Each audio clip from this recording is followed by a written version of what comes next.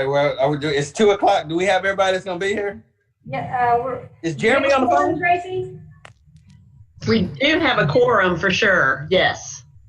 I think we have maybe one person who's not made it in that we hadn't heard was not going to be here, but we did definitely have a quorum to get started if you wish. Yeah, let's go ahead and get started. Okay. I just remind everybody at the outset here, just a friendly reminder, if you would, please state your name before you make a motion or second a motion so we can make sure we get it in our minutes appropriately.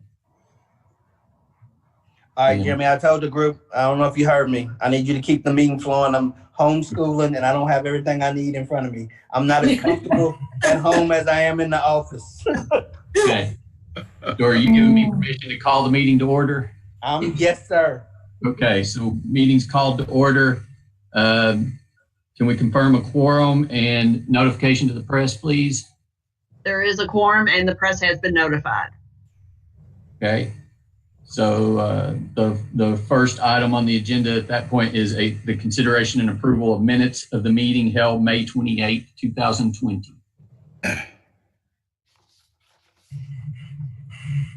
Go Moffitt, I move. I make the motion. Tammy Weidinger, second.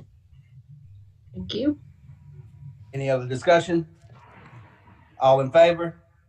Aye. Any opposed? All right, the motion carries. Thank you. Keep us going, Jeremy. That puts Tracy on the podium here.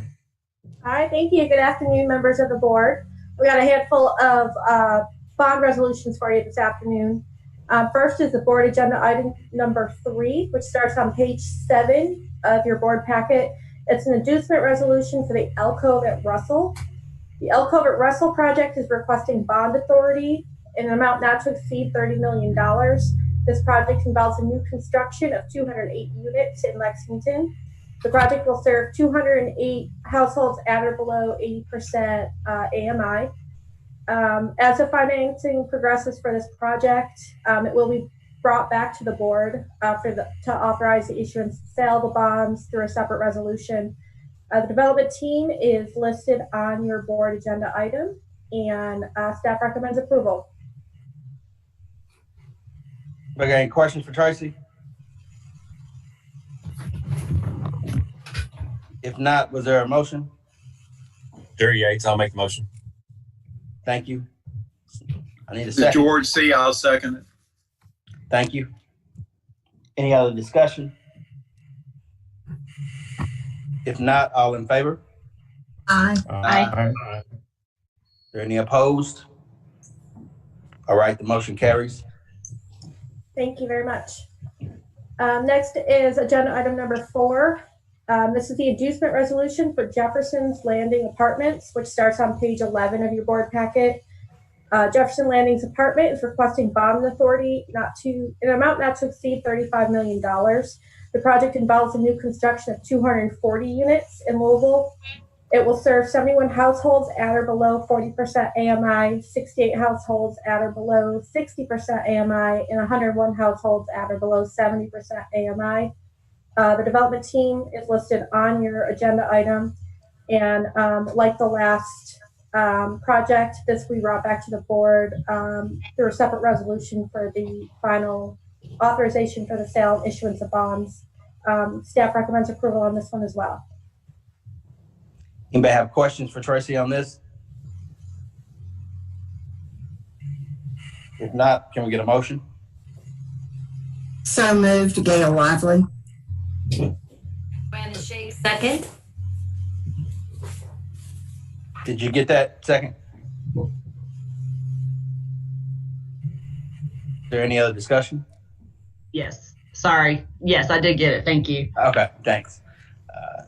If not, all in favor? Aye. Aye.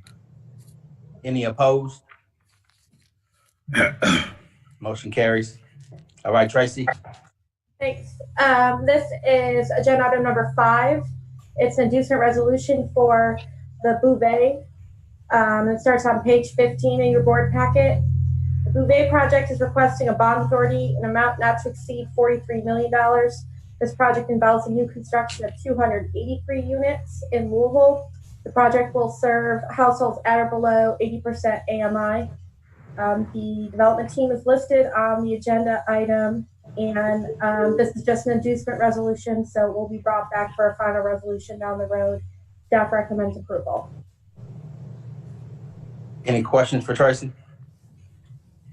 Tracy, is it unusual at all for the owners to not be named at this point? So essentially, a inducement resolution will allow them to start accruing expenses to charge against the project that the tax exempt bonds will be used for. So this is a very preliminary project. So it's not unusual. It will be formed before they get to closing. Okay, thank you. Any other questions? If not, is there a motion? This is Phil Moffitt. I'll make the motion. Susan Reber, I'll second. Thanks, Susan. This is Winston Miller. I've just joined the meeting. I've had technical. Welcome, Winston. I understand the technical difficulties. Okay. Any other discussion? If not, all in favor? Aye. Aye. Aye. Is there any opposed? Tracy, the motion carries. Thank you. Next is board agenda item number 6. It is the final resolution for Dunrail Run Apartments. It starts on page 19 of your packet. Dunrail Run Apartments received an inducement resolution on August 29, 2019. It's for a bond authority in amount not to exceed $48 million. The project involves the new construction of 312 units. Those units, 164 of those units will serve 40% AMI or below. 148 units will serve 80% AMI or below.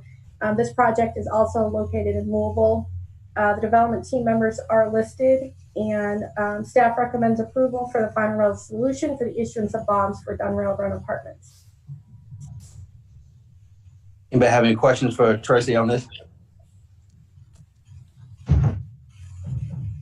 If not, is there a motion for approval? This is George C. I'll move that we approve it. Thank you. Second the motion, Jerry Yates. Any other discussion? If not, all in favor? Aye. Aye. Is there any opposed? Motion carries. Thank you, Tracy. All right, thanks. This is the last one for me. Agenda item number 7. It's the final resolution for New Hope Properties portfolio. It starts on page 27. New Hope Properties portfolio received an inducement resolution on May 28, 2020. The request is for bond authority in amount not to exceed $36 million. The project involves the acquisition and rehab of 9 existing apartment buildings in Hopkinsville. Of the 454 units, 23 will serve at or below 30% AMI, 249 will serve at or below 50% AMI, 177 will serve at or below 60% AMI, and 5 will serve at or below 80%. The development team is listed. This is a final resolution. Staff recommends approval for the issuance of bonds for New Hope Properties portfolio. Anybody have any questions on this one? If not, can we get a motion to approve? I'll make the motion. I'll second. This is Susan. Who was the first? Winston. Okay, thank you. Any other discussion? If not, all in favor? Aye. Aye. Any opposed? Motion carries. Thank you all. Thank you, Tracy. William, this is Tammy Weidengart. I do have one question just about this whole pot of money, I guess. Have we ever looked at like where geographically these deals are done in the state of Kentucky? We ever like analyze that to see where most of them are happening, or are there certain areas that are not taking advantage of these opportunities? I know that we have, and we really look a lot rural, urban, and I know that we have the data of where we have done these. Lisa, you want to kind of speak to that? I was going to say maybe Jeremy could too, but a lot of it, there are only certain locations in our state where these larger 4% deals can financially work. Jeremy, I don't know if you want to speak to that a little bit. I don't mean to. Yeah, I can. So the bond deals, there's a real economies of scale to those deals. There are much more complex transactions that involve lots of attorneys who like to charge lots of money. And so because of that, there's an economies of scale to them. They really need a lot of units to create enough cash flow to cover all of those costs and to spread those costs across. So generally speaking, they need at least around 100 units in a deal. And it's really helpful if they're around at that low, at around 100, that they have some project-based rental assistance with them to make them financially feasible long-term. So primarily, these deals are in sort of the Lexington, Louisville, and maybe some in Northern Kentucky area. However, we have done several of these transactions that have been used to rehabilitate properties in rural areas, largely RD financed properties. In those instances, what happens is they gather several properties across the state and bundle them up into one deal to sort of artificially create that economies of scale that's necessary to make it work financially in the long run. So an example of that transaction was we did a large bond deal several years ago that we referred to as the Winterwood portfolio transaction. That deal, I believe when it started, included 16 different properties that were RD financed properties. With your background, you'll understand they had 515 loans, and RD, they were about 40 years old, I think most of them, and RD had a program available to help do rehab on those types of properties. And so those were all going to go through that. By combining those 16 properties, they created the economies of scale they needed, even though it's geographically dispersed, to make it more financially feasible. And along with that, RD comes with project-based rental assistance on those particular properties. When it came out the other side of that transaction, those 16 properties, 4 of them had combined into 2 properties. And so the other side, it was 14 total properties in that transaction. Well, Jeremy, like I said, before, Hopkinsville, Western Kentucky, we did Central Kentucky, and we do some in Louisville and Eastern. Now, not as many in Eastern. I mean, I know we have done these in all parts, but I mean, like I said, the majority of them may be more in a certain area, but we do try to do those throughout the whole Commonwealth footprint. Okay. Absolutely. And usually most years, I think there's maybe 1 or 2 years that we have not done this, primarily because the funding just wasn't available in those years. But in most years, we have offered the TEB NOFA, or tax exempt bond NOFA, where we made home and AHTF and NHTF available to help finance those projects. And when we do that, we create incentive in there to make those portfolios so that we can reach into those rural areas of the state with that type of financing. Along with that, we have historically had just an open application for anyone who just wanted to do a financing transaction without those other resources, and they could come in at any point and ask for that resource. And in those, it's really difficult to make those work in the rural areas because they don't have that gap financing income. And so those are primarily going to be Lexington and Louisville. What causes that echo? That's me. Could you understand what I was saying? Yeah, Okay. I hear you. Okay. Sorry. Thank you. Okay. No, I got it. Thank you. Because we do have to make sure we're trying to like I said, go throughout the state. So I appreciate that. If I could add, this touches on, William pointed out, we just did one of these in Hopkinsville not too long ago. And that was a public housing authority that is going through this conversion. HUD's calling it RAD. And it was almost 500 units. Again, it's scale, it's rent subsidized, and it was pretty much their entire portfolio all at once. So that's a case where it can work in a smaller community, but scale is the key driving factor, usually along with the rent subsidy. That's actually the New Hope transaction that you just approved the final resolution for. Oh, very good. Thank you. I do think the other contributing factor are communities who welcome these big projects, and allow, projects of hundreds of units to be built. And that's a little bit of a problem we have in Northern Kentucky, not as welcoming to large subsidized projects like this. That's a great explanation, Jeremy. Thank you very much. But most of the areas of the state that are rural, they just don't have a market that can support a 100-unit project. Gotcha. Yeah. So, assuming that's answered all questions, if anyone else has any more questions, I'm happy to answer those.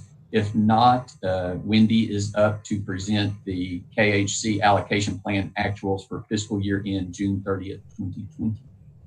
I actually had a comment, if I may, please. Yeah. There's a project coming up in Eastern Kentucky in Ashland near where my office is, and it's the Bruce Apartments and the Hillcrest Apartments, which I'm not sure who that's exactly going through, but I know it's ultimately coming through this board from the beginning. But one thing I've been doing here is, because it's actually getting ready to start, is, and I think this needs to be done everywhere, is making sure the contractors bidding the job are legitimate, licensed in the Commonwealth to do this work. Because so many times, more so than not, there's cash. It's cash paid to these individuals, and taxes are not paid. And we all know that this is tax dollars that's funding these projects. And you'll always have contractors who are trying to skirt the system and get by as cheap as possible and pay their workers as cheap as possible while they're making more money off of not paying taxes and being legitimate. So that's something I've been working on up here on these two apartment complexes, is making sure the contractors bidding it are legitimate.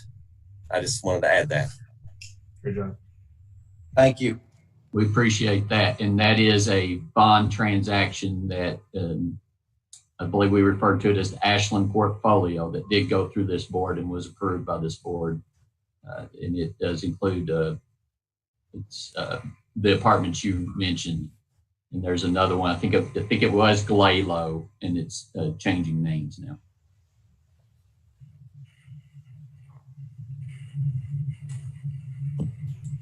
So Wendy. So are you driving the PowerPoint, Jeremy? Can you collapse the kind of toolbar to the right? Just click that little arrow down it's kind of in the middle of the screen. There's an arrow pointing to the right. Yeah, thanks. So good afternoon, everyone.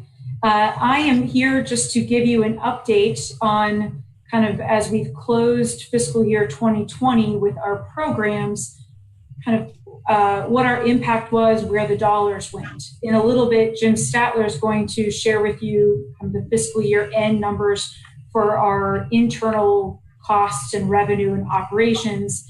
Again, this allocation plan with the actuals in the blue columns is focused on the dollars that we allocate and invest across the state. So these dollars are less about how KHC is operating, but our impact and where our funding and impacts happened across the state.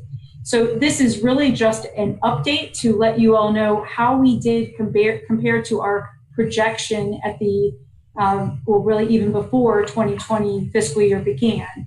So again, focusing overall on those blue columns under FY 2020, just to give you a sense, and I'm just going to focus on this page. There are 2 additional schedules that give you more detail. I'm happy to answer questions on those, but I'll just focus on this one for today's meeting. And I just have a few things to share with you. One is, if you look at the first set of impacts under single family lending, you can see that we outpaced our projection for how many homeowners, home buyers we would serve with our lending by a little over 500. So that's a success for us, and we allocated or invested even more in single-family mortgages than we had projected to. So similar to that, a lot of the other numbers in here did better than projected.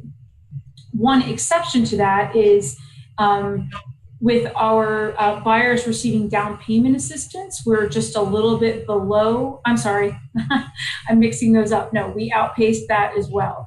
The next one, which is homeowners that we helped to prevent foreclosures, that number is very low, the 133, because we wound that program down. And what I can tell you, however, is because we still had, this was a program started with the last recession that happened after 2008 to help people cover their mortgage costs for a brief period of time when they've lost income or lost employment altogether. We were planning to shut that program down and be done with it, even though we had some funds remaining. But after COVID-19 hit, we've been allowed to kind of revive it, and we're going to use those funds until they're exhausted to assist homeowners who've been affected during the pandemic. So we would expect those numbers to go back up for FY21. So if you know someone who's having a hard time paying their mortgage, have them contact us.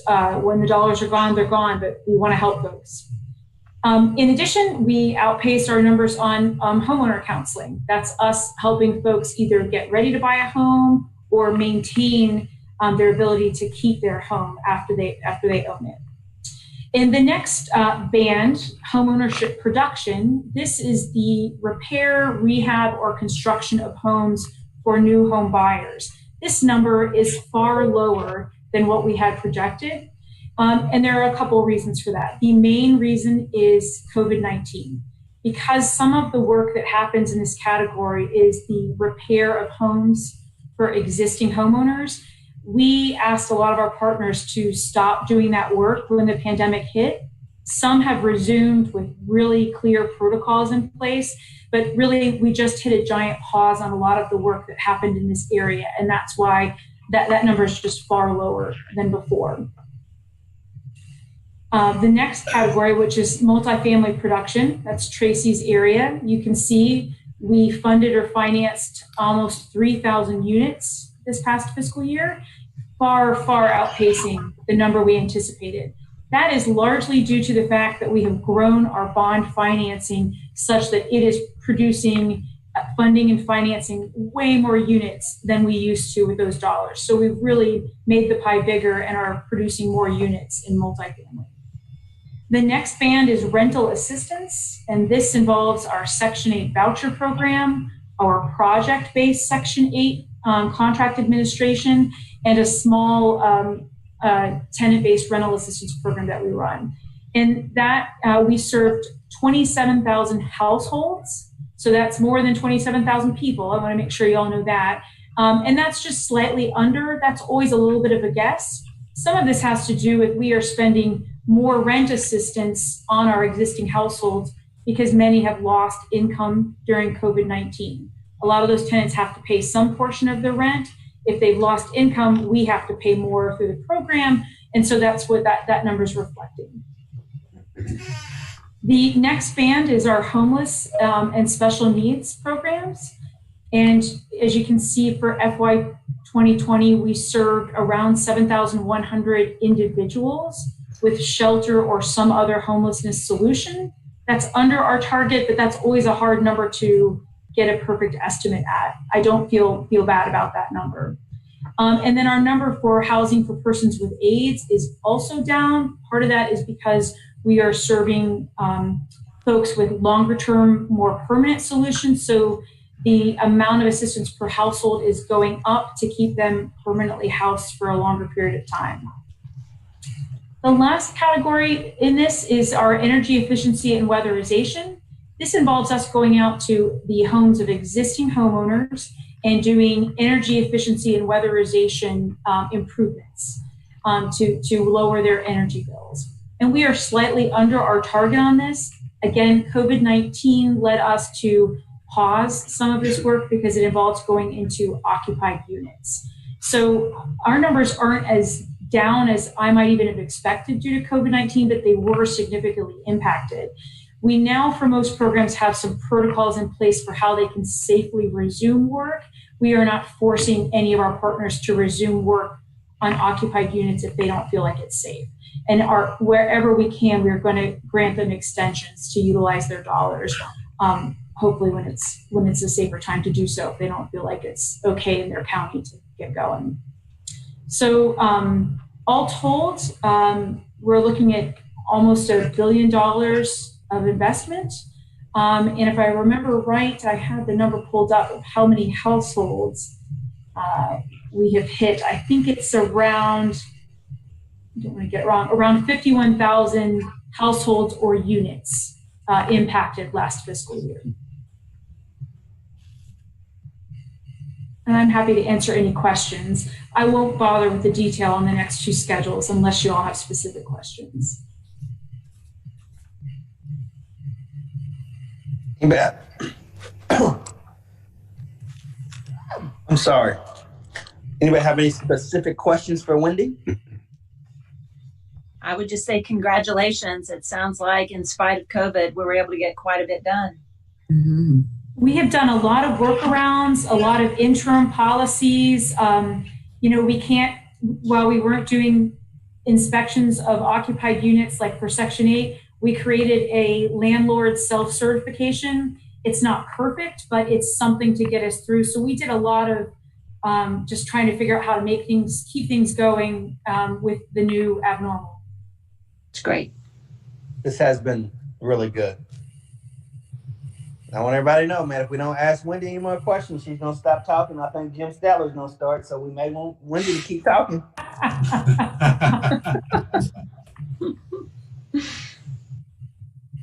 Thanks, Wendy. Thanks. All right. Was that my cue? Jim, if you give me just a moment. In the Zoom meeting, we are seeing Dennis's iPad. I assume that is Commissioner Keene or his proxy. Could you let us know which it is? It's me. I'm live in living color. Okay. Thank you, Commissioner Keene. Thank you, Jeremy. I will turn this over to Jim. Okay. Go to the first chart there, Jeremy, but I'm going to read a couple things out of our audit report first. I will turn this over to Jim. At the beginning, the audit report's pretty much done, but right at the beginning, we actually write out a few financial highlights. This is the fiscal year report that we give to the board. You'll see the audited copy of it. The Finance Committee will at the end of September, and then the full board at the end of October. But some of the highlights of the year are that the company-wide net position increased $37.4 million, resulting from an increase in net position attributable to our business type activities of $38.9 million, and a small decrease from the governmental activities that we do. I'm going to go into some more detail on this, but the $38.9 million in the business type activities is by far the most the corporation's ever actually profited, made money doing all the stuff that Wendy just described, and servicing loans, et cetera, and that we were still able to book a fairly sizable profit. And I'll go into some of the details on how we did that. The corporation's single-family loan portfolio increased by $133 million. And so we produced $540 million in loans, and we only survived the year with 133 addition in the portfolio. So we've obviously had a lot of payoffs, and I'll touch just slightly on that as well. Now that increase is in two different places. The service for others increased by $253 million, and the loan serviced in the bond portfolio decreased by $117 million. And so it continues the trend. We've been doing this for 8 or 9 years, pretty much since I've been CFO, that we produce loans and sell them into the secondary market for a couple of different reasons. And we're letting the bond indenture shrink to a fairly small amount now. In fact, it's down to 200 some million, and we paid off another $23 million of bonds yesterday. And so that is all part of the plan. It is shifting the profits and cash flows out of the indenture and into the operating funds. primarily because of the big pension issue that is still on the horizon and still has to be paid. And so we're trying to generate as much cash and liquidity outside of the indenture as we possibly can. And it has served us well from an overall profitability standpoint, which I can touch on just a little bit as well. You've already seen that we've produced $534 million in single-family loan originations for the year, but significantly, we sold those loans for a $23 million profit. That's where we bundle all these loans up, put them into Ginnie Mae securities, and sell the securities. And the secondary markets, the big money center banks, the derivative builders, the CMO builders love Kentucky product, and they are willing to pay absolutely huge sums to get Kentucky product into their derivative structures. And so we're the beneficiary of that, and then we pass that on to our borrowers as well. And then one final thing is that we are still subject to the pension plan and all the accounting rules that have come with being subject to the pension plan. And this year's bottom line was actually benefited relative to last year's bottom line by a $7.5 million decrease in the recorded pension expense. Now, that's a lot of accounting gobbledygook. We are still paying in at 50 cents on the dollar as we have the past several years, but how it actually falls through onto the financial statements has actually given us a pretty good increase in bottom line by virtue of a decrease in the overall cost of the pension plan as recorded. And so those are some of the highlights. If we go to the first page that you see on your screen now, let's keep it on that first one, please, Jeremy. I've tried to put in a couple of navigation aids here so that I'm not trying, my pointer doesn't work on the virtual screens here. So if you look at the arrow for A, that illustrates that we again have decreased the overall total assets of the corporation from $948 million to $854 million. That is on balance sheet assets. It doesn't give any consideration to the service for others, which is an off balance sheet income generator, which is down at the bottom of the page. And so it's, again, consistent with our overall plan for the last several years is to take the servicing portfolio off balance sheet, still generates huge profits, but it's not on the balance sheet, and the profits end up in the operating funds. And that story is pretty consistent. If you go down 2 lines to the revenue bond line, it does not have an arrow on it. You can see that our outstanding bonds dropped from $416 million to $290 million. And so we're paying those bonds off. We take every available dollar in the indenture that is earning us next to nothing because that's where interest rates are. And we pay off the highest rate bonds that we're allowed to pay off and save interest. And you know, I mentioned that yesterday we paid off $20 million in bonds. We paid those a little bit early, and paying them off early will save us $58,000 a month for the last 4 months of this fiscal year or calendar year. So the money management in the indenture, it does cause the bonds to go down, but at the same time, it's generating a nice decrease in our overall interest expense. If you go down to navigation aid B, that is the servicing portfolio that is off balance sheet. There's a lot of rhetoric out there, particularly from the credit or the Standard & Poor's and the Moody's rating agencies, that HFAs need big balance sheets, and because big balance sheets generate the net interest margin that generates the income for the HFAs to be successful.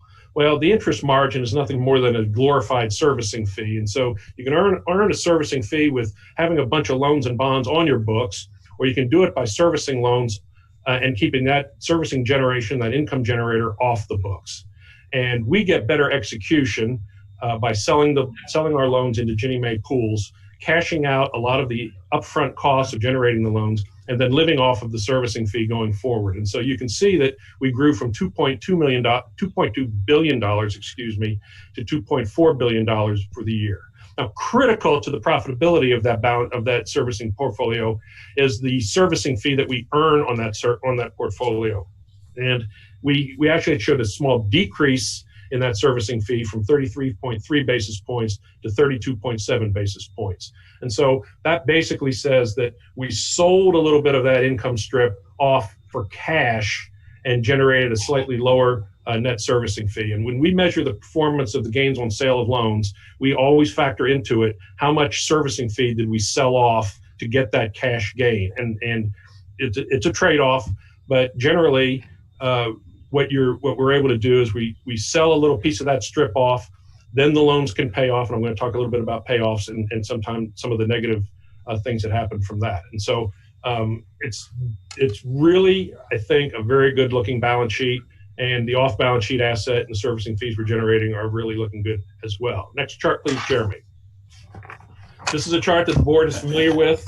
It is I think 19, maybe a 20-year illustration of outstanding bonds, the black line, and outstanding servicing portfolio or on balance sheet loan portfolio. And you can see that we've let the bonds tail off, but we haven't gotten rid of the income generator that we've always enjoyed by having the bonds. And the red line shows that we are servicing more loans today than we have ever in our history, and that is generating huge servicing revenues and keeping and supplying us profits for funding our operations as well as being available when the pension nut actually does have to be paid. Going to the next page, Mr. Chairman, you did notice the black and red bars there, right?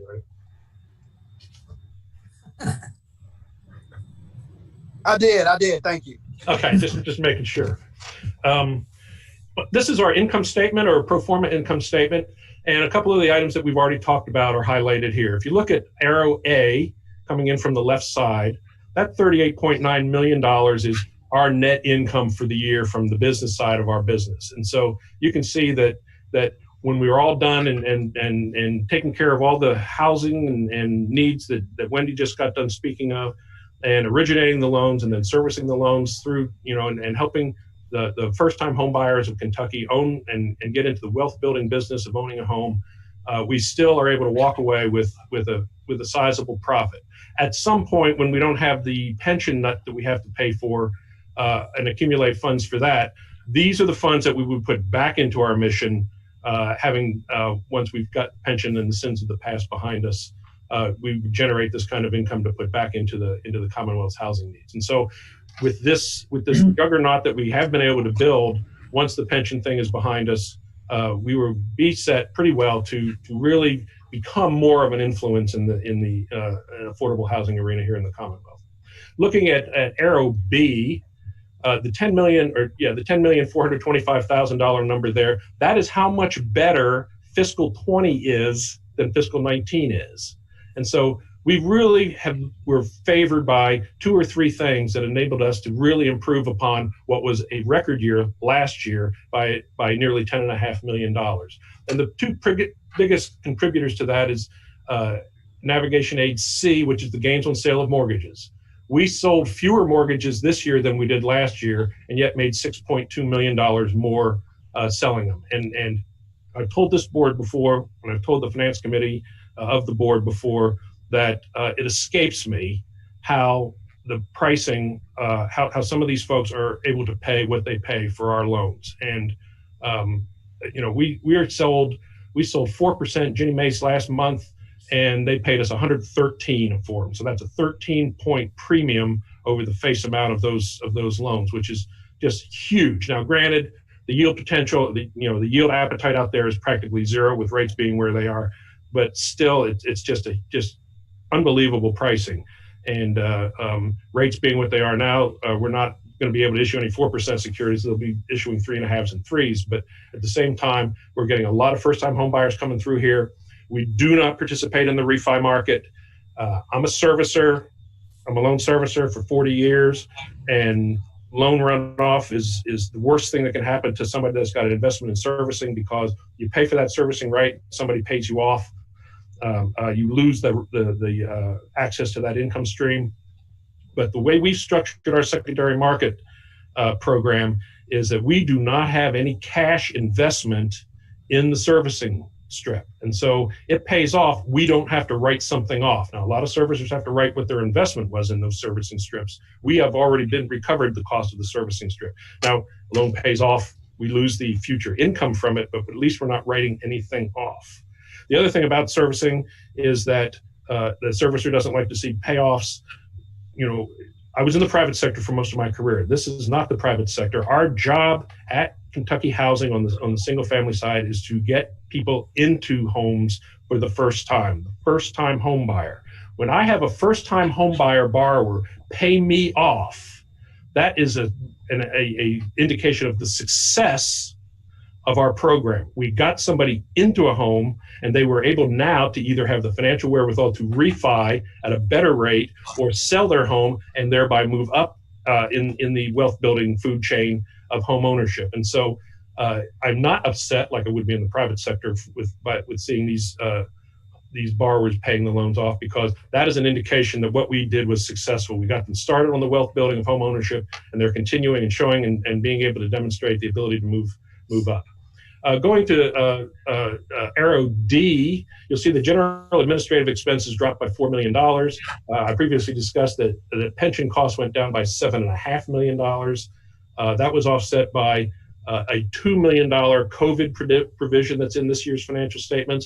I think I discussed at the May meeting that we put $1 million in at the March quarter end, and we put another $1 million in an allowance for potential COVID losses in the last quarter. And so the overall bottom line would be $2 million higher if we did not make those COVID provisions. Those are provisions for a loss-like costs that are in our mortgage portfolio, and we'll talk about that just briefly in just a minute. Next chart, please. This is an illustration of the year-to-year profits of the corporation since 2002, and you can see how everything is pretty much mushroomed in the last few years. And it's broken down on the right side of the chart into dark green and light green. The dark green is the income from operations, and the light green are the secondary marketing gains that we're getting when we sell the loans into the secondary market. So you can see that prior to 2013, when all of our loans went into bonds, we earned through operations the net interest spread in the indenture. We obviously fell on some tough times there in 2009 through 2012 during the Great Recession, and booked losses. And then since then, we've really taken advantage of what the market's given us and some of the opportunities that we've found out there to really generate some operating profits, and then also the cash gains on the sale of the loans. And then the next chart is the cumulative result of each of those. And you can see that at the end of 2020, in the last 18 years, we've actually made close to $174 million as a corporation. And you can see what the relative components of secondary marketing gains are versus and on top of the ongoing profits from operations. And so bigger is better. It just doesn't have to be on the balance sheet. And I think that the proof's in the pudding here over the last several years here at Kentucky Housing. Next chart, please, Jeremy. Just a couple things here on the statement of changes and business type and cash flows. You can see on arrow A, $94 million of cash was generated from operating activities. So we are creating liquidity with the secondary market, and with we're making profit in Section 8. The income, the rental income properties, all the bond deals that Tracy brings to us, all those items generate operating profits and builds our cash reserves, which we know we're going to need when we make a pension decision. And so everything is on the right side of the books, in other words, in the operating side, and the cash will be available to us if and when we have to make that decision on the pension. We're going to have to pay the pension one way or the other. The question is whether we're going to lump sum it out or pay it for the next 30 years. But this accumulation of cash is going to be used for the pension one way or the other. And so the task before us is to continue down this trail so that we can get this thing put behind us from a cash standpoint, and then make that cash more available for more robust mission initiatives. And then arrow B, that's an indication, just a numeric showing of this year versus last year and the fundings of mortgage loans. Last year we funded $641 million. This year only $577. So last year was a record. This year not so much, but we've made the most of it in being able to execute on the selling side. So really, I think we've hit a home run this year, and we're off to a really good start for fiscal 21. Going to the budget versus actual comparison, and you say, well, what's this all about? Well, if you look at arrow A, we generated an operating budget surplus of $4 million for the fiscal year, although we only budgeted $1 million, and so we beat the budget by $3 million, where did that beat come from? You'll see on arrow C, $2.2 million of it came on the revenue side. Looking up that column, the biggest number there is loan servicing. We beat the budget there by just over $1 million. And the next line below that, on the rental production, which is the tax conduit programs, projects, and tax credit deals, and the bond deals, we generated just short of $1 million better than the budget. And so, I don't think we built in an easy budget, but we were able to generate the fee income on both of those items and managed to beat the budget by $2 of the $2.2 million. The other place where we beat the budget, and that's letter D, is we came in $770,000 under our budgeted expenses. And so not only did we exceed on the income side, but we shorted the expense side. That's on the next page. Some of the bigger components of that are highlighted. We came in under budget on salaries and benefits. We had a little bit of a conundrum last year with salaries. If you recall, we brought the housing choice voucher system back in-house away from Nan McKay. We were guessing, if you will, how many people it would take to recover from the disaster that Nan McKay left us. And not only did we do it under budget, but we've improved our anticipated rating from HUD on what the condition of that program is today vis-a-vis where it was just a year ago. Looking down a couple other items here. Hey, Jim, for a minute, Yeah. I want to comment on that. That was a great job, because that's something that, I think we challenged staff to, make that right. And you really did that. And I mean, that's a job well done. Thank you, Mr. Chairman. And I just sat on the sidelines on that one. And thank you for saying it during my presentation. But Wendy and Lisa are the main drivers on that. And that's the props and kudos need to go to those ladies. Good job, Wendy. Good job, Lisa. There you go. Thank you. And a number of other people, but anyway, it was a good job done, and it was a disaster when we got it back. And so I can't overemphasize the good job everybody did. Looking at some of the other items, item B, and that's an ugly B, but that's on equipment and software. We had a large computer program that we developed during the year. We developed it at a significantly lower cost than we thought we were. Therefore, we have a budget plus on that. If you look at office supplies, that's a negative impact to the budget, $88,000. In that is a lot of PPE supplies that we bought in response to the COVID pandemic. We stocked up on masks for some of our inspectors and hand sanitizer and wipes and all the things that go with keeping the physical plant here, the campus, secure for our people, and also any of our traveling people, keeping them safe as well. Going to D, employee development, you see that is a nice positive $68,000. Effective February 1st, we didn't take any business trips.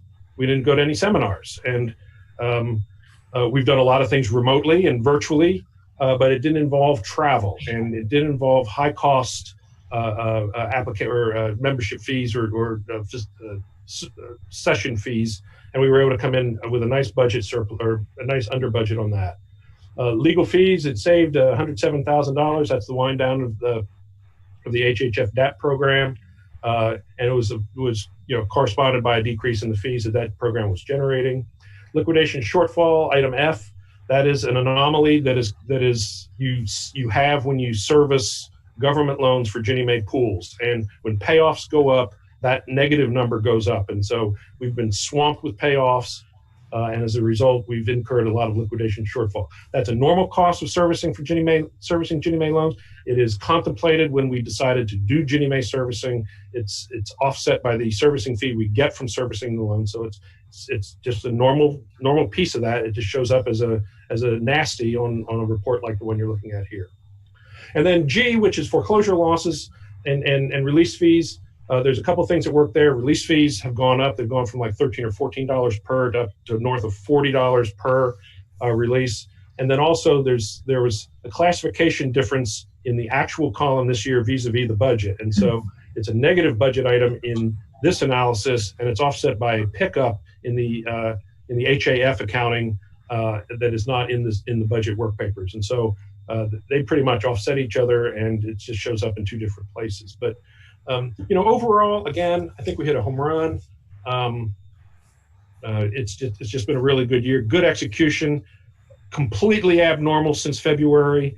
I come to work every day, but 85% of our people are working remotely. They're being supported in that effort. There are different hardships in different places. Kids are home. Non-traditional instruction's going on. Breadwinners are having to work with their kids during the day and work from 7 to midnight at night to try to get some of the work done here.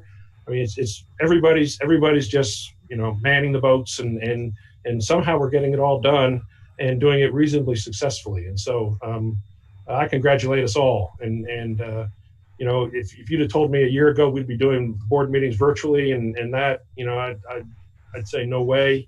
We wouldn't, and yet here we are doing it. And so everything is looking reasonably good for fiscal 20 and headed into 21 here. So let's stay the course and keep pressing, difficult as it is. If you go down to the next schedule, and I'm going to talk a little bit about COVID, a little bit about the impact of COVID. This is a chart that we've had since I got here. Hey Jim, before you get into that, I just want to reiterate what you said. I mean, at the end of the day, we are in uncharted water and very uncertain times, but the financial performance of the corporation, really has been very solid. And I think it positions us to be able to hopefully just handle anything that may come. We're still preparing for the pension payment and just all the rest of the uncertainty that's out there. But as a board, we can be very proud of Lisa and the whole team because, like I said, that we're still performing at a very high level. We are, and thank you, William. This chart is one, as I was saying, is one that we've prepared. We keep it internally just so we can remind ourselves where we were and where we are. And you always want this chart to go down left to right. And for 80% of the time, that did on a net basis go down from left to right. And you can see right there at the very far right, I'm going to talk to each one of these. The blue section are the 30-day delinquent loans. The red section are the 60-day only loans. The green are the 90-plus day delinquent loans, and the purple are the loans that are in foreclosure. And when the pandemic hit and CARES was passed and loan forbearance happened in March and April, we got a surge of 30-day delinquents. And that's why that blue line, that blue section peaked about 4 or 5 months ago. But amazingly, it has come back down, which means a segment of our loan population got slammed with layoffs. They became delinquent, but we have maintained here in Kentucky a fairly constant employment base where no new surges of 30-day delinquents have surfaced. And so it peaked in March and April, and then it has come back down to a more normal running rate of 30-day delinquents. The month after the blue peaked, you can see the red peaked. Well, that's the 30s that showed up in March and April did not make a payment, didn't make a second payment, and they became the 60s. And so the 60-day, and we're talking about the general height of the different colors, peaked in May, and it is still higher than it had been running, but it is actually a little bit lower than it was in May. The real dramatic piece of that is the right 3 months of the green section, because the 30s of 4 months ago became 60s of 3 months ago, and they're the 90s of 2 months ago, they're the 120s of 1 month ago, and they're the 150s of now. And so that surge that we saw back in April has moved its way through now into the 90 to 120 to 150 day bucket. We can't foreclose on those people because there's a moratorium on foreclosures. And so the green section is just going to get bigger and bigger and bigger as the loans keep piling in there and there's no relief valve to get them back out. I have no desire to foreclose. I mean, don't misread what I'm saying. But what I am saying is embedded in that green are 3 months worth of payments. It impacts our liquidity. It impacts our cash flows. I touched on this a little bit in April and May. That's why we bumped up our lines of credit so that we didn't get into a cash crunch here at the end of the year. But this is kind of an illustration of embedded in that green are a lot of delinquent payments. It's not one payment per loan. It's 4 or 5 payments per loan in the green section. And so there's a lot of payments that are accumulating that we're not getting. If you go to the next chart, you can see, and I apologize for the scale of this, but it's the direction of the chart that is really meaningful. The uptick of the blue line is the number of delinquent payments we don't have. And so it weighs a 4-month delinquent loan 4 times. And so the red line is our actual delinquency ratio. You can see that it's shown a slight uptick, but it's the delinquent payments that are embedded in that number of loans that are delinquent to counting the number of delinquent payments that we're experiencing. And we're calling that the COVID curl. It's curling up a little bit. It's going to get a little worse. But embedded in that is these are payments that we need to pay Ginnie Mae security holders that we're not getting from the borrower. And so it's why we had an increase in the lines of credit. These are payments we're not getting. Also embedded in that uptick are the tax and insurance or escrow payments of these borrowers that we're going to have to pay property taxes on in October and November. And we're not going to have the money to do it. And we're going to have to advance those sums on behalf of the homeowner. That's why we have an extra line of credit.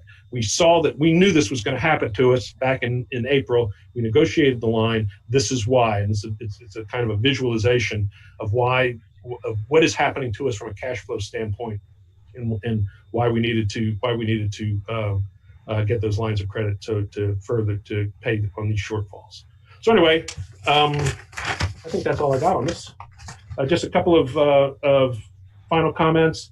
For those of us who remember, the pension issue was pushed off for a year, so we're coming back into pension season, if you want to call it that. It's the same argument. We're just 1 year further along. We have 1 year more seniority or service time on a lot of people. They were on the bubble last time. They're past the bubble. We have a new group of people that's on the bubble. So it's going to be a lot of number crunching now between now and March and figure out what we're going to do about the pension. S&P has reiterated our AAA rating on our indenture. They issued that rating just 3 or 4 weeks ago. That's a good thing. So we've been able to maintain our AAA on the indenture. It is so overly collateralized that they'd be hard pressed to not rate it a AAA, but who knows sometimes. I brought this up last year. The loan age in our portfolio, 65% of our loans are 4 years or younger.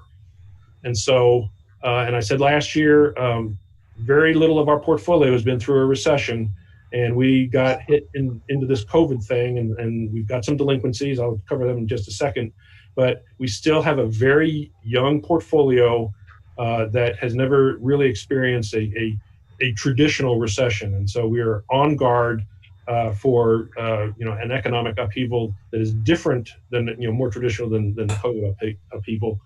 We are not looking forward to the expiration of the PPP at the end of September. You're hearing what the airlines are talking about doing with their folks. I'm sure there are non-airline client or companies that are looking to do some layoff stuff, and so we've got our eyes open, and we're gonna see what we can do and weather this thing.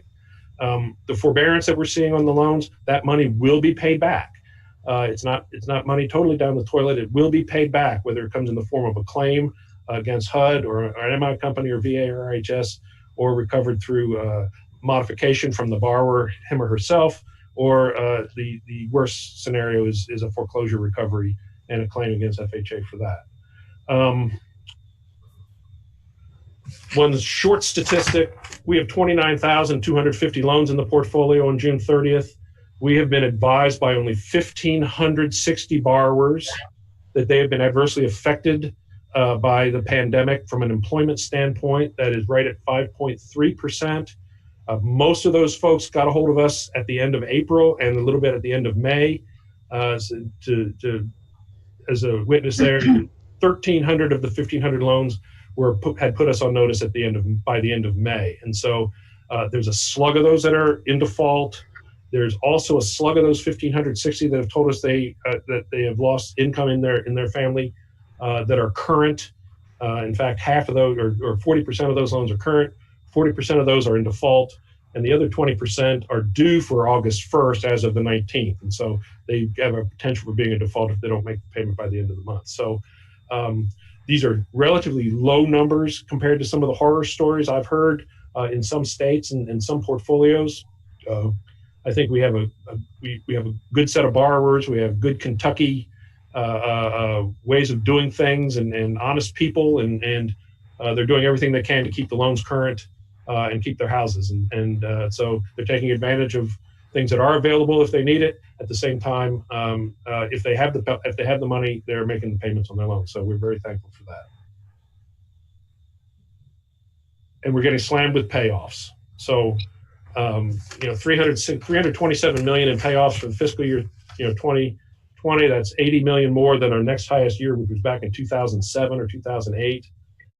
That's a lot of churning, a lot of peddling, a lot of new loans in, a lot of older loans out, and not a whole lot of progress to show for it. But everybody's doing it. I mean, we're getting there. So this is a good news report, and thank you for listening to 20 minutes of it. I think we can be very cautiously optimistic, and I think that with the economy right now, there is a lot of, in my opinion, government money propping up the economy. But like I said, I think that we are still doing very well, and it seems like we're in a good position to handle the uncertainty that still lies ahead of us. Well said, sir. Anybody have any questions for Jim?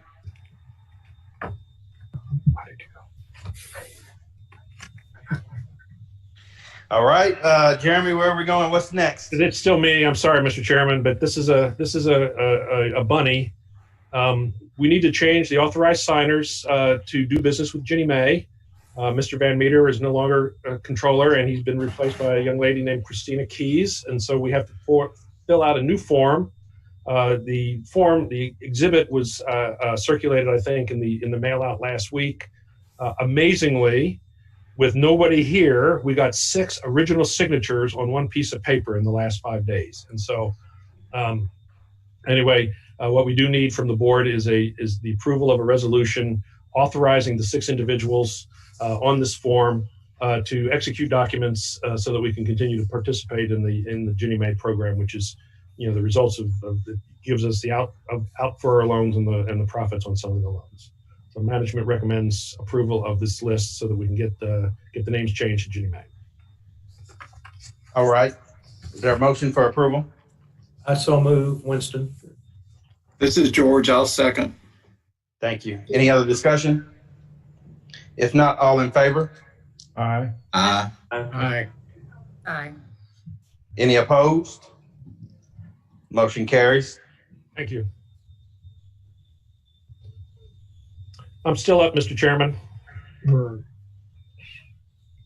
This is resolution number 47, and I'd like to read this resolution. I'm not happy about having to read it, but I'm going to read it. It's too bad. This is a resolution recognizing Derek Van Meter for his service and leadership at Kentucky Housing Corporation and for his commitment to the cause of affordable housing in the Commonwealth of Kentucky. Whereas Derek Van Meter declared his intent to retire from public service on August 31, 2020. And whereas Derek Van Meter has been employed by Kentucky Housing Corporation from August 22, 1994 to August 31, 2020, including serving as the controller of Kentucky Housing Corporation since October 1999. And whereas Derek Van Meter's knowledge and expertise have been valued contributions to the deliberations of the Board of Directors and the development of Kentucky Housing Corporation programs and staff. And whereas Derek Van Meter, through his leadership at Kentucky Housing Corporation, has been instrumental in creating the position that Kentucky Housing Corporation holds as one of the leading state housing finance agencies in the nation. And whereas the Board of Directors of Kentucky Housing Corporation desires to recognize Derek Van Meter for his commitment to the furtherance of affordable housing as a major quality of life issue for all Kentuckians. Now, therefore, be it resolved that the Board of Directors of Kentucky Housing Corporation does hereby express its deepest appreciation for the service and outstanding contributions by Derek Van Meter to the cause of affordable housing, to Kentucky Housing Corporation, and to the Commonwealth of Kentucky, adopted this 27th of August 2020. And I wish to add one thing. I personally wish to thank Derek for his years at KHC and wish him all the best. And with that said, management highly recommends adoption of this resolution number 47. Is there a motion to approve? This is Susan, I'll motion. This is Barry, I'll second. Any other discussion? If not, all in favor? Aye. Aye. Any opposed? And I want to echo what Derek, I mean, the service that you provided to Kentucky Housing over the years, it's just been greatly appreciated. And I mean, just all your efforts, it's really made the Commonwealth a better place to be. So just thank you and good luck in the future as well. Thank you, William. And I just wanted to add, I would like to thank you and executive management, Jim, Lisa, and the others present and in the past for a lot of flexibility. We've had a few little health setbacks here and there over the past few years, and I appreciate everything. And I've had a great staff, and KC has a great staff. Just keep letting them do the things that they can do. I just wanted to let you know, on the line here with me today are my wife, Amy, our son, Karsten, who just started his junior year at Lafayette yesterday, and we have a 23-year-old that just started working at Epic Systems in Wisconsin a few weeks ago, and unfortunately he's working and could not be on the call with us today, but appreciate it. And I just, one final jab here at Jim. Jim, I hope that someone can get you to do some high-tech graphics before you leave in a couple of years. It was high-tech for Jim. Thank you, Derek. Yeah, I said I have seen worse. So, but any jab at Jim is always welcomed. Thank you. Thank you, Derek. So much. Thanks. Thanks, Derek.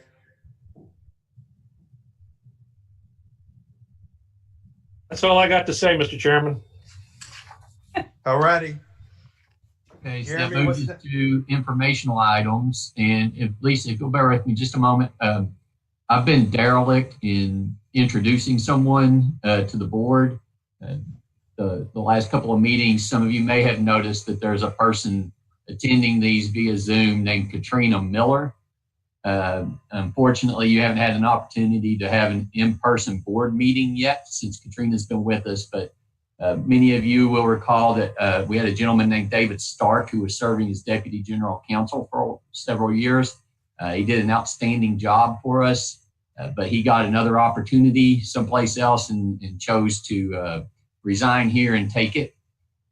We are very fortunate to have been able to find Katrina. She comes with a wealth of experience, although being quite young, and has really been doing a great job for us. So I'd like to introduce Katrina Miller. She is now our Deputy General Counsel and has been since May. And I apologize for failing to introduce her before now. Hey, everybody. It's nice to meet you. Hello, welcome. Thanks. You got a good group of people to work with. I can tell I do already. All right, Lisa. Thank you, Mr. Chairman, for a few minutes. I've asked Wendy to give you all an update, but essentially we were contacted literally, it feels like yesterday, but about a week ago from the governor's office that they were going to delegate some of the corona relief funds to Kentucky Housing to assist with an eviction prevention program for the state. So I've asked Wendy, who's leading our efforts with that, to just give you a brief update, and we'll keep you updated as we move forward.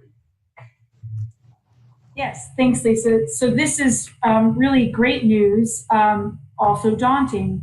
So if you have paid attention to Governor Beshear's press releases or his 4 o'clock briefings, you may have noted that earlier this week he announced an executive order calling for 30 days notice of evictions, as well as calling for the parties, tenant and landlord, to apply for what is being called the Healthy at Home Eviction Relief Fund. And so we just executed an MOA with the Finance Cabinet for $15 million of CARES Act coronavirus relief funds to come over to KHC. The governor's staff, the administration, will begin taking applications on September 8th.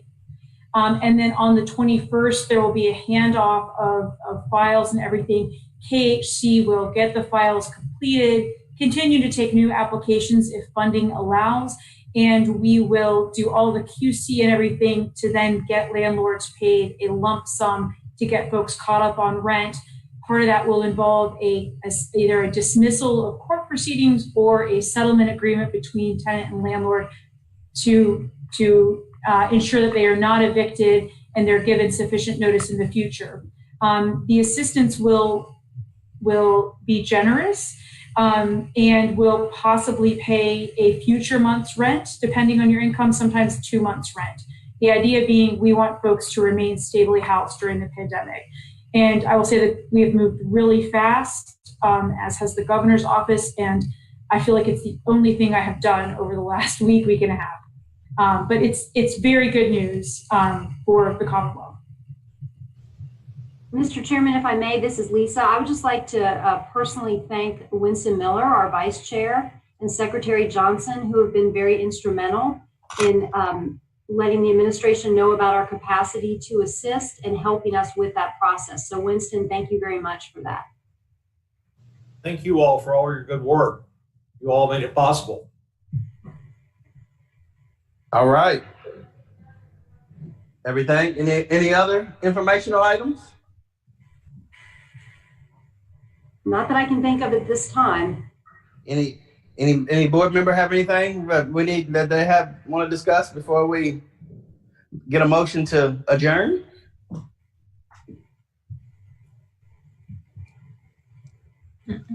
All right. Well, is there a motion to adjourn? So move. Second? Is there a second out there? Phil Moffitt with the second. Phil beat me to it. All right. Thank you, everybody. Okay, Thank you, guys.